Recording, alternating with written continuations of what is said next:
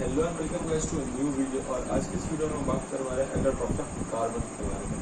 तो allotropes of carbon start करने से पहले मुझे जानते हैं कि एलोट्रॉप्स का मतलब होता क्या है। ठीक है, इसे एग्जांपल से समझते हैं। फॉर एग्जांपल हम लोग लेते हैं वुड। ठीक है, तो अब ऐसा समझो कि आप मुझे तीन चीज बताओ। ठीक है, तीन चीज जिसका मेकिंग यूनिट जो है वो वुड है, यानी वुड से बनी तीन चीज। ठीक है, तो एग्जांपल में अगर हम लोग लेते हैं तो वुड तो क्या हो सकता है, एक आपका चेयर, टेबल, सोफा। ठीक है, तीन हम लोग यहाँ फिलहाल के तीन एग्जांपल्स ले लेते हैं। ठीक है, अब देखो चेयर, टेबल, सोफा ये तीनों वुड से बने हैं और इनका जो शेप और साइज है वो अलग अलग होता है। ठीक है, चेयर का शेप साइज अलग, सोफा का शेप साइज अलग, टेबल का आपका शेप साइज अलग। ठीक है, तो एलोट्रॉप बोलने का मतलब होता है कि इसका मेकिंग यूनिट तो एक होगा पर उसके स्ट्रक्चर्स होंगे वो अलग अलग होंगे। यानी यहाँ पे है कि वुड एक सब्सटेंस है, पर जब हम लोग केमिस्ट्री की बात करते हैं, केमिस्ट्री में जाते हैं और बोलते हैं एलोट्रॉप ऑफ दिस एलिमेंट, तो बोलने का मतलब होता है कि वो एक एलिमेंट है, लेकिन उस एलिमेंट से उसके जो बहुत सारे अलग अलग रूप बने हुए होंगे, यानी उसका जो स्ट्रक्चर्स होगा वो अलग अलग होगा। मान लीजिए यहाँ वुड है, वुड से ही चेयर बना है, टेबल बना है, सोफा बना है, और इन सबका स्ट्रक्चर अलग अलग है। उसी तरह अगर कोई एलिमेंट है, ठीक है, मान लेते हैं वुड के जगह कार्बन है। ठीक है, तो कार्बन से ही बने हुए होंगे वो, उनका जो पूरा मेकिंग यूनिट होगा वो कार्बन ही होगा। ठीक है, कार्बन के ही बने हुए पर उनका स्ट्रक्चर्स अलग अलग होगा। तो कार्बन से डायमंड, ग्रेफाइट और फ्लोरेंस। ठीक है, डायमंड, ग्रेफाइट, फ्लोरेंस। क्लास 10 के हिसाब से इसको बकमिंस्टर फ्लोरेंस बोलना चाहिए, C60। ठीक है, यानी C60 बोलने का मतलब बकमिंस्टर फ्लोरेंस, जिसके अंदर 60 कार्बन एटम से बना हुआ वो एक शेप होता है कार्बन का। ठीक है, वो फुटबॉल के जैसा होता है।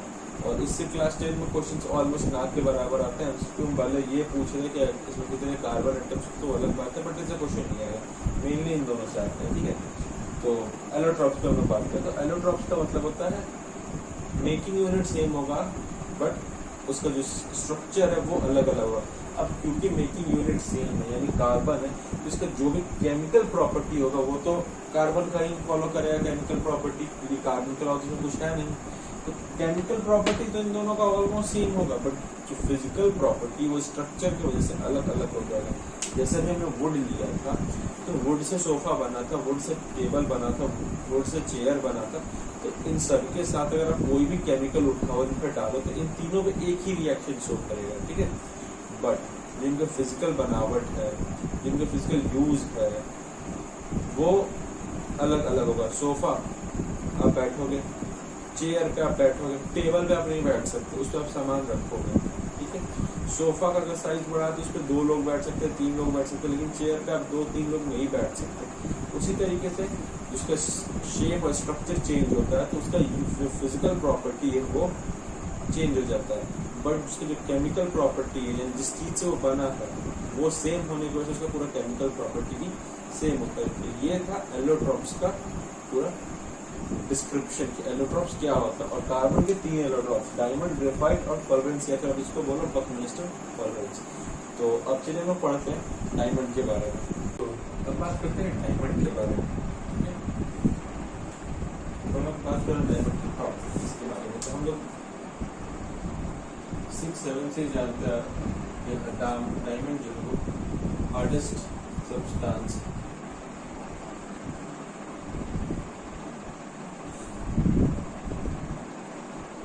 डायमंड जो है वो हार्डेस्ट सब्सटेंस है अर्थ पे अभी तक। ठीक है, अब क्योंकि वो हार्डेस्ट है इसका मेल्टिंग पॉइंट जो है वो भी बहुत हाई होगा।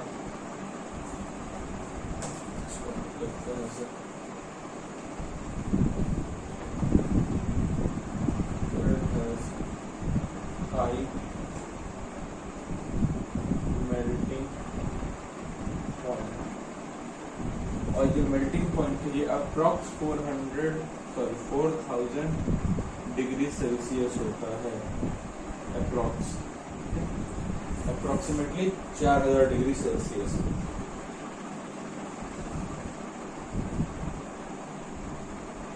तीसरी प्रॉपर्टी,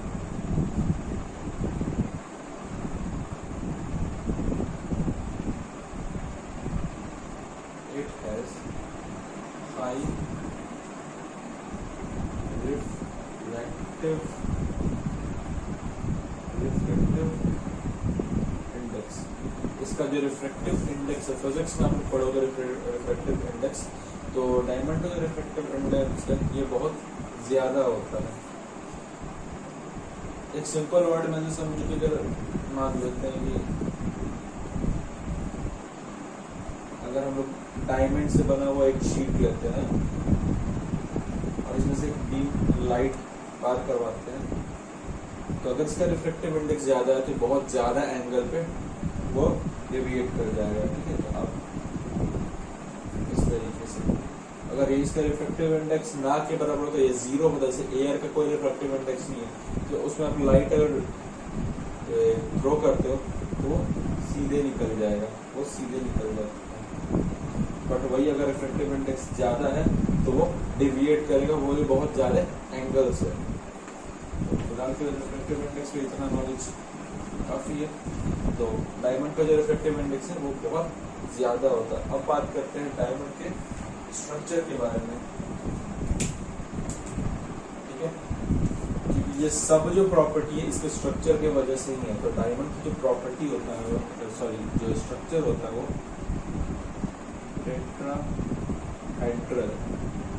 टेट्राहेड्रल, ठीक है। अब नाम से समझना, टेट्रा मीन्स 4, ठीक है,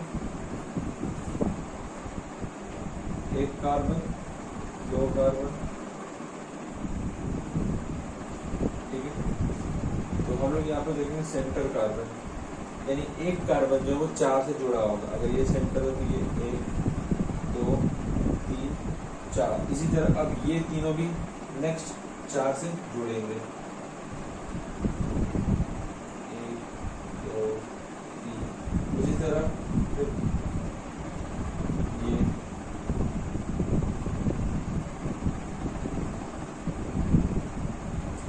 इसी तरह ये चेन चलता चला जाएगा। और इसी शेप को हम लोग बोलते हैं टेट्राहेड्रल, ठीक है, टेट्राहेड्रल। अब इस शेप में आप देखोगे तो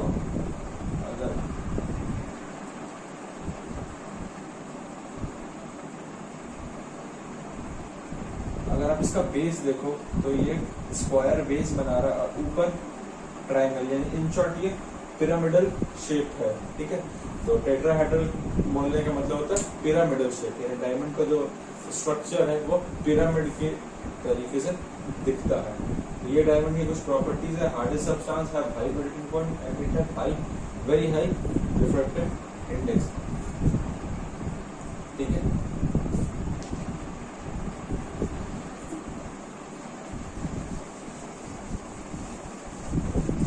अब इसकी एक और प्रॉपर्टी जो कि इसको ग्रेफाइट से थोड़ा सा अलग बनाती है वो है कंडक्टिविटी ऑफ इलेक्ट्रिसिटी। अब क्योंकि आपने देखा डायमंड का स्ट्रक्चर, उसमें सारे कार्बन जो है, मतलब एक कार्बन जो है वो सारे कार्बन से जुड़ा है, मतलब जो 4 बॉन्ड बना सकता है वो चारों किसी किसी कार्बन से अटैच्ड है, यानी उसमें कोई भी फ्री इलेक्ट्रॉन नहीं है। अब क्योंकि फ्री इलेक्ट्रॉन नहीं है तो चार्ज को कैरी करने वाला भी डायमंड के अंदर नहीं है। तो डायमंड का जो इलेक्ट्रिकल कंडक्टिविटी होता है वो 0 होता है, यानी it is bad conductor of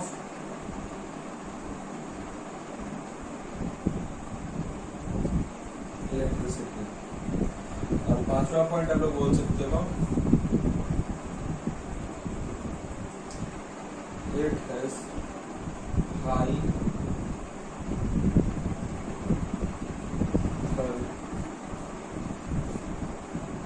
thermal resistance, ठीक है। High thermal resistance. रेजिस्टेंस का मतलब हम जानते हैं रोकना, ठीक है, किसी भी चीज को रोकना, और थर्मल का मतलब हीट, और हाई का मतलब जानते हो बहुत ज्यादा। तो डायमंड जो है वो हीट को भी रोकता है, हीट को भी अपने थ्रू जाने नहीं देगा। तो हम लोग बोल सकते हैं कि डायमंड जो वो हीट का भी बैड कंडक्टर है। ये थे डायमंड की प्रॉपर्टी और आपने देखा उसका स्ट्रक्चर। तो अब हम लोग बात करते हैं ग्रेफाइट के बारे में। Number 1, it is soft. Diamond जहाँ हार्डेस्ट मटेरियल ऑन अर्थ का, वही ग्रेफाइट जो है वो सॉफ्ट होता है। Number 2, it has high melting point. और यहाँ पे मजे की बात तो ये है कि इसकी जो मेल्टिंग पॉइंट है वो डायमंड से भी ज्यादा है। डायमंड इससे हार्ड है, बट डायमंड का मेल्टिंग पॉइंट जो है वो ग्रेफाइट से कम है।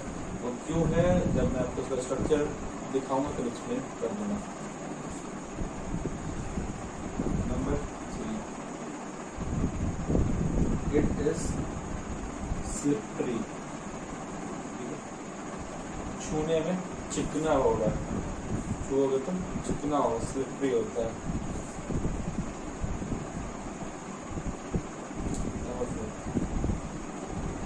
It is good conductor of electricity. Electricity का ग्रेफाइट जो है वो बहुत अच्छा कंडक्टर होता है। और गुड कंडक्टर क्यों है, इसका आंसर भी आपको इसके स्ट्रक्चर में मिल जाएगा। 5, it is bad conductor of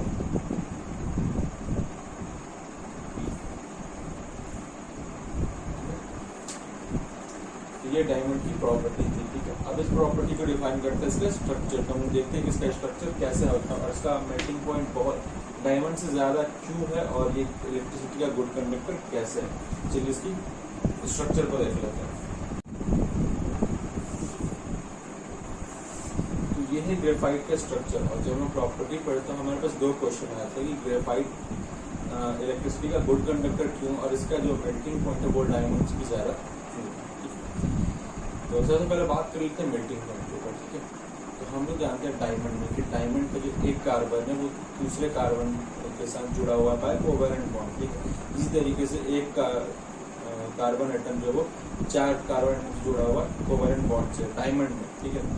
graphite में भी वही चीज है, यहाँ पे भी जो कार्बन है वो कोवेलेंट बॉन्ड से दूसरे से अटैच्ड है, बट क्योंकि लेयर में होने की वजह से इनके जो लेयर के बीच में जो भी अट्रैक्शन होता है, ठीक है, और वो वही अट्रैक्शन जो है वो एक्स्ट्रा मेल्टिंग पॉइंट मांगता है ग्रेफाइट को मेल्ट करवाने के लिए, ठीक है। तो ग्रेफाइट का जो हाई मेल्टिंग पॉइंट डायमंड से होने का रीजन है वो है इसके लेयर्स के बीच का van der Waals force of attraction, ठीक है। और van der Waals force of attraction बहुत ज्यादा हाई नहीं होता, बहुत कम होता, इसलिए डायमंड का और ग्रेफाइट का जो मेल्टिंग पॉइंट है उसको बहुत ज़्यादा अंतर देखने नहीं मिलता है, बट स्लाइटली ग्रेफाइट जो है वो डायमंड से ज़्यादा मेल्टिंग पॉइंट खोजता है।